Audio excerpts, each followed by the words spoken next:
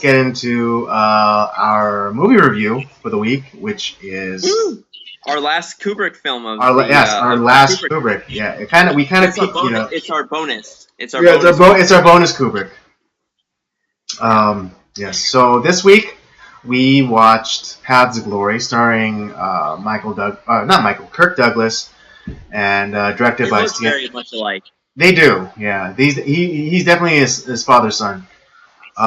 In terms of physically resembling him.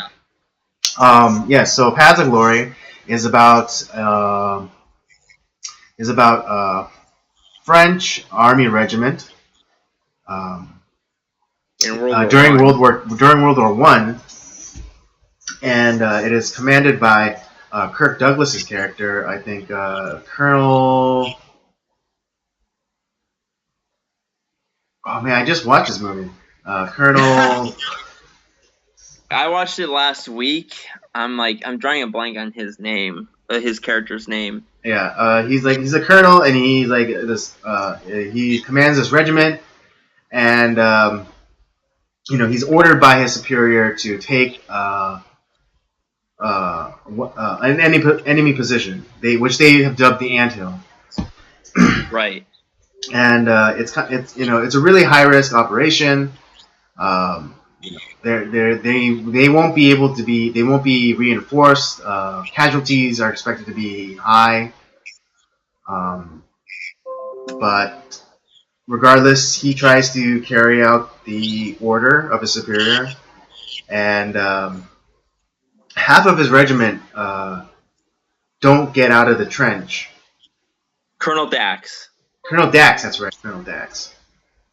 So yes, so they begin the attack, and half the regiment don't get out of the trench because one of the company commanders was instantly killed on the outset, and so the men didn't know what to do, and so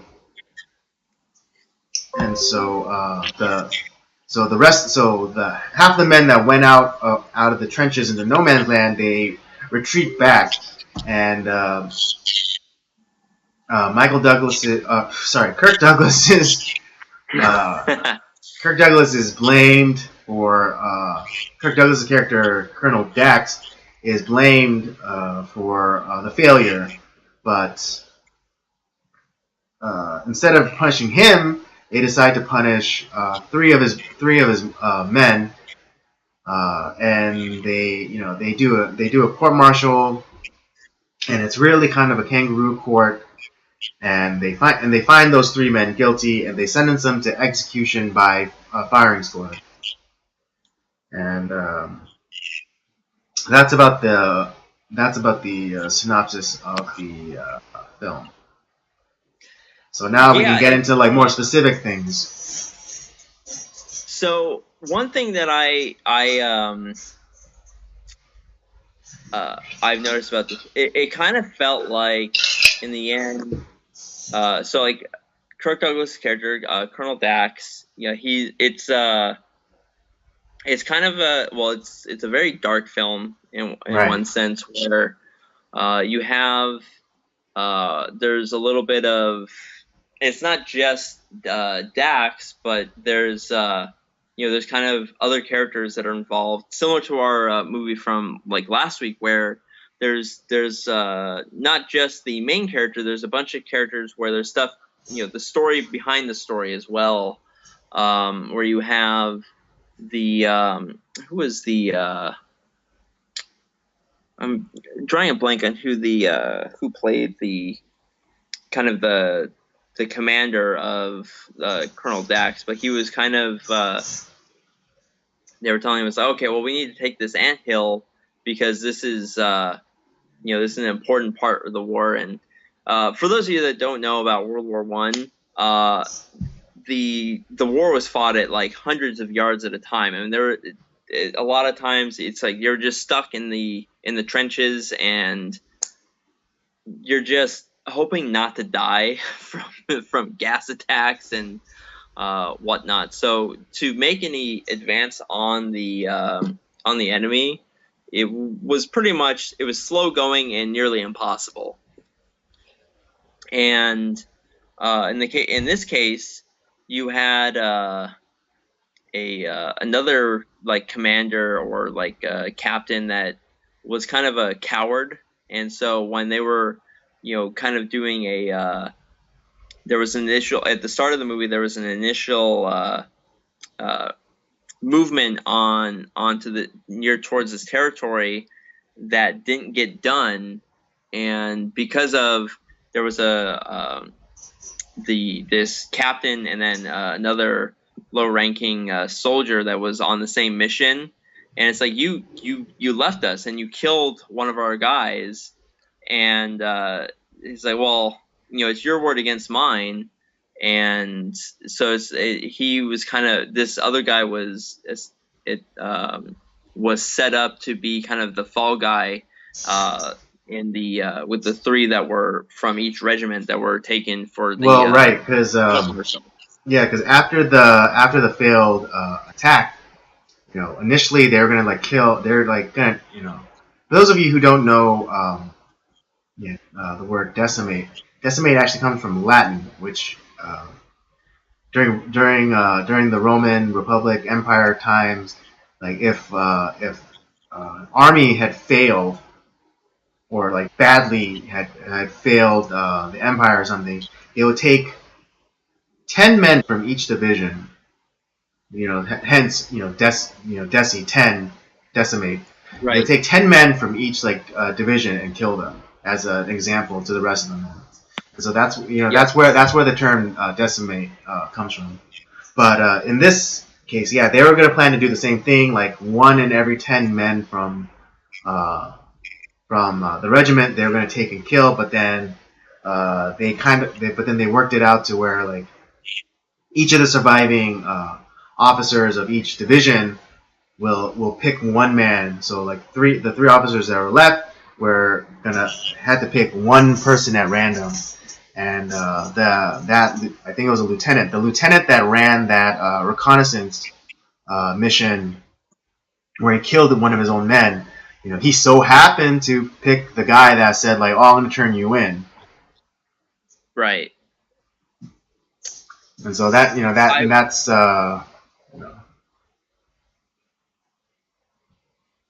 This is one of those films where you kind of start off and it's at one place, and maybe this was because it is a World War I film, and a lot of the when it came to that, there wasn't a whole lot of advancement or movement as far as like the war went. It was a lot of a lot of people stuck in the trenches, and maybe this is what Kubrick was going with this film, because it felt like from the beginning of the film and where we get to the end of the film, it doesn't feel like a lot of the characters necessarily progress, because it felt like the whereas Dax has like he's a loyal guy to his men, and he wants justice, but in the end it kind of felt like everyone kind of ended up in the same place where they were kind of at the from beginning to end. As far as they kind of there's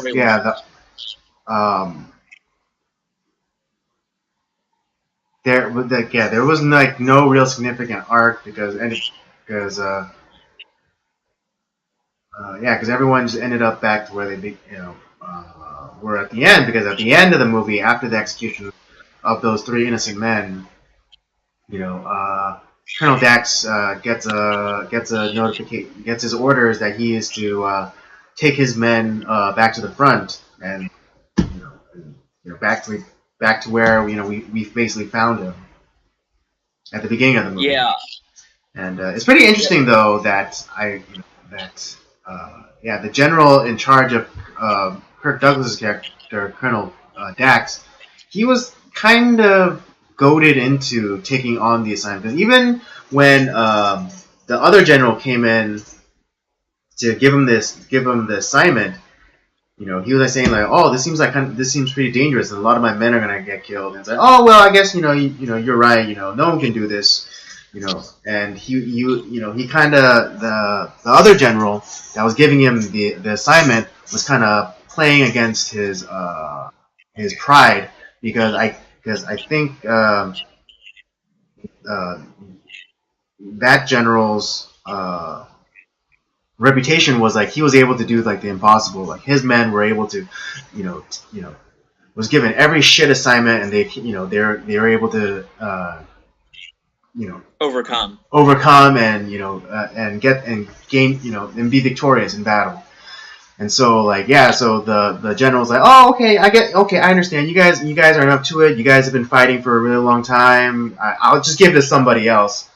And then because they also dangled the carrot for the generals, like, oh, like you can get that other star, you can get that second star that you're always so that he used his ambition against him, dangling the carrot of being promoted, and so right. and then it translated to which was interesting because then he did like the same kind of maneuver on Kirk Douglas's character, saying like, oh, I get it, you guys are tired, don't worry about it, I'll send somebody else. And even though he was giving him like the outlook, or like the outlook of the battles, like, oh, we're gonna lose 5 people in the initial attack, and then another like 60%, and then like another maybe like 2 or 3%, and then but then and you guys aren't going to have any backup for at least a day, so you guys have to hold out until then. It's just like,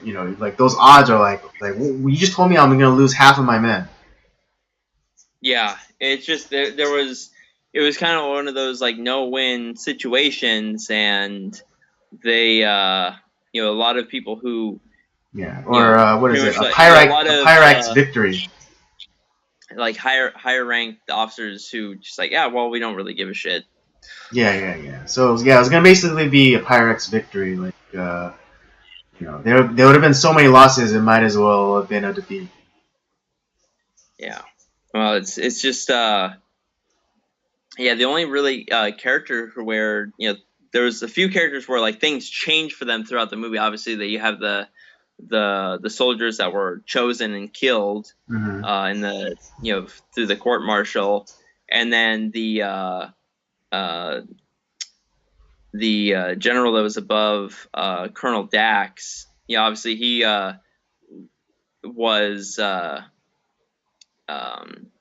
forced to step down and go under investigation after trying to open fire on his own men. Right. Those were other than that, everyone kind of just stayed, stayed where they were. Because even Colonel Dax, he was offered what was that general's name? Like basically his old boss's job.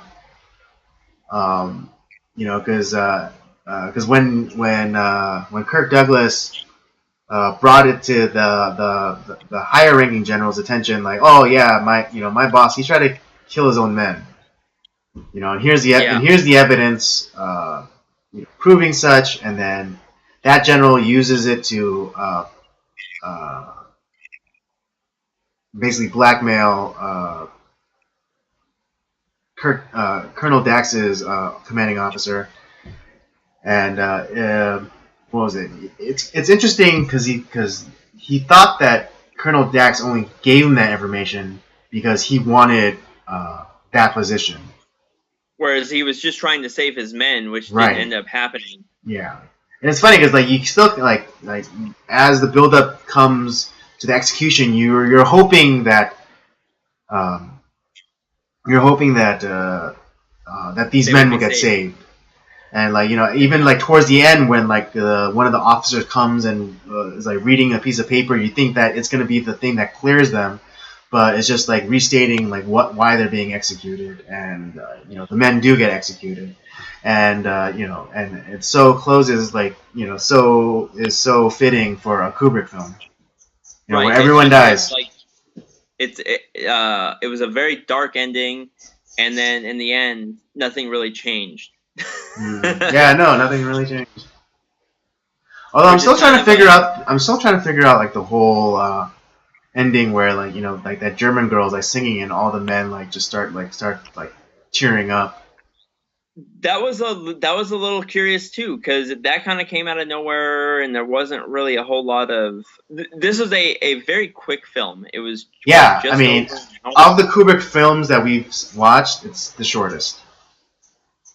Yeah, and it just, I don't know. I'm still processing this film, and it's not that it's bad. It's just I mean, it is from the late 50s, right? But the one thing that kind of is somewhat frustrating, for as far as character development goes, it just feels like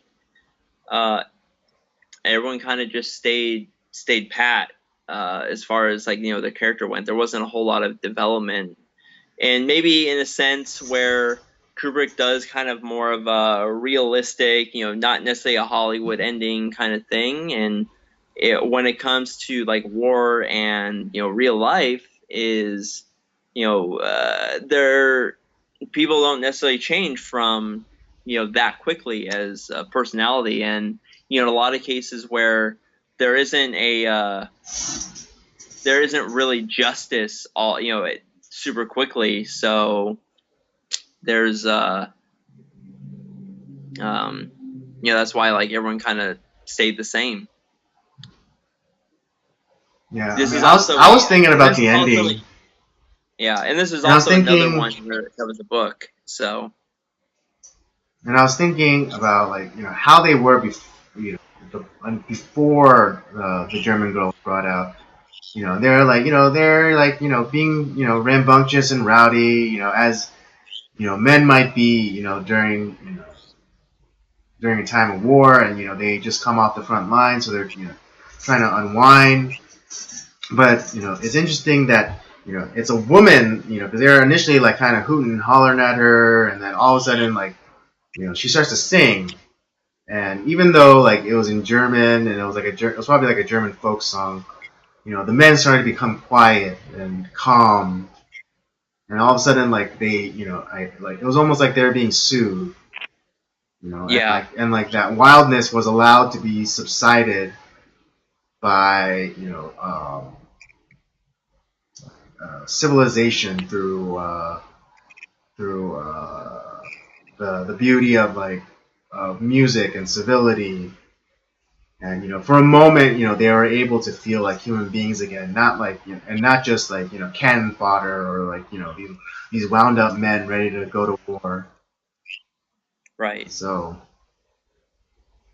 I don't know. And so maybe maybe it was making like some sort of like statement about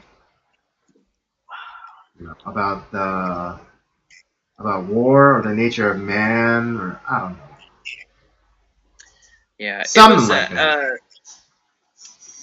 It was an interesting movie. Yeah, at the same time, it was like I said, I'm not a fan of the the lack of character development.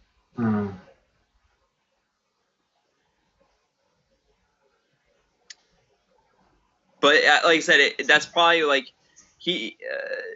Kubrick tends to go towards more of a realistic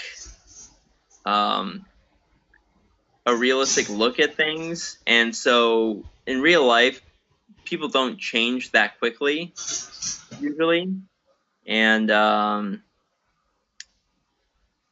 and this is all like I said, this is another one of his films that's based on a book, and World War I was not was a really rough time for the world, and there's a lot of people that were it's a very dark time, and this is a very dark movie. Right. And things, nothing really worked out. Yeah, because I think that this is the first this is the first war in human history where it was at an industrial level. Yeah. In terms of the weaponry, in terms of troop movement, being able to transport your troops, and just the sheer monstrous nature of it. Just men being mowed down by machine guns for the very first time. Because before, war was very proper. There was like rules, like you fought in a field, muzzle to muzzle, and there was actually like some honor to be uh, derived from battle. But it was but then all these lords and noblemen sent their sons off to war, and then they all came back in body bags, or or not even at all. Yeah, this was. And so we were like, this is like the first war where we were losing people at an industrial level. Yeah.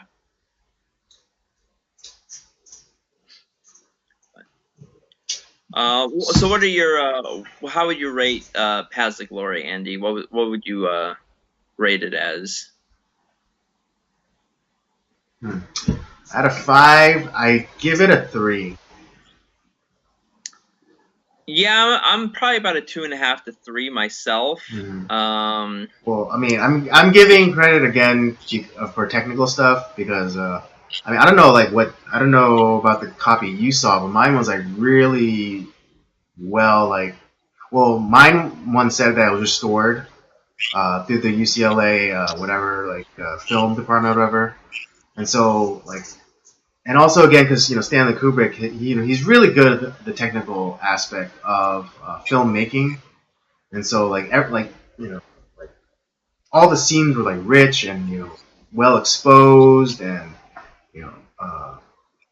it was shot great. Like it was shot great. So again, I'm giving him credit for non-artistic, not necessarily artistic or philosophical reasons, but just purely practical and technical ability. Yeah, it's just this is like a movie where one of the first movies that we've reviewed where there's really not even like one moment where I can look at where it's like, here's something that we can take away, or like a great line or anything like that. It just kind of because like you were saying, there's no character development. Everyone just is back at what they started. Not unlike Clockwork Orange, where because even though the character Alex does go through this progression, and he does go through some sort of character growth, he ultimately ends up exactly where he was at the beginning. Yeah, I just with the difference between this movie and that movie though is that there are moments within A Clockwork Orange where there's definitely memorable moments in the, and maybe it is the shock factor in some of the things, but there's so many like moments in that film that are memorable, and it's like this. While I didn't necessarily like the ending of the movie, I thought there were certain points in the movie where it's like, this is a great line, or or kind of a great scene. Here was just more. It wasn't necessarily I wouldn't call it a bad film. It's not a bad film, but it's not a good film either. It's kind of. It's and maybe this is one of his first films. So that it's definitely an early film, and it's like I said, it's not bad. The cinematics are definitely like you can tell. You see his that's done great, but the there's nothing really memorable about it. That's the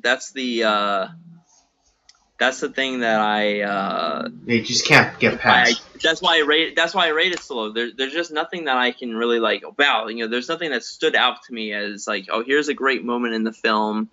here's a great scene from the film. There was nothing really like that. And then it's not, all the actors did great. The cinematics were great. The story was, okay. It just there was no like, wow factor. Something that I could take away from it.